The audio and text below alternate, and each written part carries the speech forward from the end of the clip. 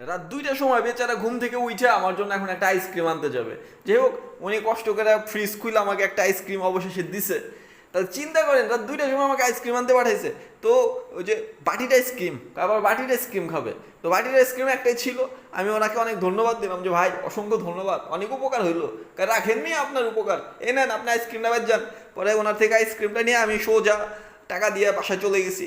এখন এই আইসক্রিম আমি কিভাবে ওর কাছে আমি পাঠামো? এই আইসক্রিমটা পৌঁছানোটা এখন আমার জন্য একটা বিশাল বড়। যাই হোক, আমি ওকে ফোন দিলাম যে এখন আইসক্রিমটা আমি দিব তোমারে কেমনে কও। বলছে তুমি এক কাজ করো, আমার দরজার সামনে এসে আইসক্রিমটা রেখে চলে যাও। তা আমিও দরজার সামনে আইসক্রিমটা রেখে দৌড় দিছি। শীতে দেমাত্র দৌড়ে যেতেছিলাম, হঠাৎ করে দেখি যে সামনে গব্বর সিং। সাথে সাথে সালাম দিলাম যে আসসালামু আলাইকুম আঙ্কেল। বলতেছে চোর চোর। কি কর আঙ্কেল? আমি কই জানি তুই। এরপরে এমন ধোলাই দিছে, আমি আর কিচ্ছু কমো না। ওমা।